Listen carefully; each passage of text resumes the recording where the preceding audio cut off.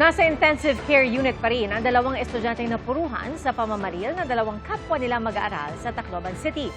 Ang isa naman po sa tatlo nilang kaeskwela na nasawi, kinilala dahil sa kanyang kabayanihan. Saksi si Emil Sumang. Kritikal ang lagay ng grade 10 student na si Joan Viñas matapos tamaan ng bala sa ulo. Isa siya sa mga napuruhan sa pamamaril ng kanyang mga kaeskwela sa San Jose National High School sa Tacloban City noong Lunes. Ang kanyang inang si Rowena, labis ang pagsisisi na pinayagang pumasok noon ang 17 anyos na anak.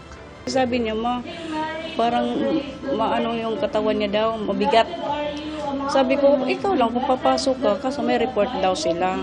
Nagpumilit siyang pumasok. So pinayagan ko. Tila gumuhuraw ang mundo ni Rowena nang mabalitaan niya ang barilan. Pagpunta ko doon, nandun ako sa may entrance na. Nakita ko yung anak ko na nakasakay na ng yung pahiga. Pagkita ko si Joan, yun, nawalan ako ng malay. Sa gitna ng kinakaharap ng anak, sa dasal siya lumalapit. Yung mata niya, kasi talagang maga. Sabi ko, Lord, yung prioridad, Lord, bigyan mo pa ako ng isa pang pagkakataon na mabuhay ang anak ko. Sa pangarap niya talaga maging nurse na maihaon kami. Gusto kong makulong yung mga bata, o kaya kung pati magulang, magsama-sama sila.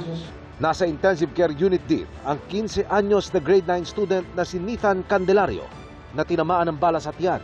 Sa ilalim ng puso, tumagos sa tagiliran. Still recovery pa yun dahil natamaan yung intestine niya, tatlong butas.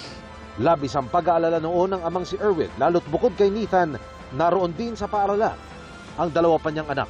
Kahit sino man po, talagang masakit sa ginawa nila. Hindi maganda. Kahit ako, talagang nakaiyak ako sa ginawa nila. Talagang hindi maganda. Kahit sinong tatay, kung anong ginawa nila, parang gusto kong gawin din. Hindi makatarungan yun. Ang mga sugatan sa pamamaril, binisita kagabi ni late Representative Martin Romualdez na dumalaw din sa burol ng tatlong nasawing mag-aaral. Kanina, nakiramay rin sa mga naulila si Vice President Sara Duterte. Isa rito ang nasawing Boy Scout na si Chris Lawrence Fabian na iniharang ang sarili sa pinto para iligtas ang mga kamag-aral. Kinilala ng lokal na pamahalaan ng Minalin, Pampanga ang kabayanihan ni Fabian. Ayon sa mga lokal na opisyal doon, tubong Pampanga ang mga magulang ng biktima. Nakatakdang ihatid ang resolusyon at tulong pinansyal ng LGU sa burol ni Fabian sa Tacloban. Ako si Emil Sumangil, ang inyong saksi.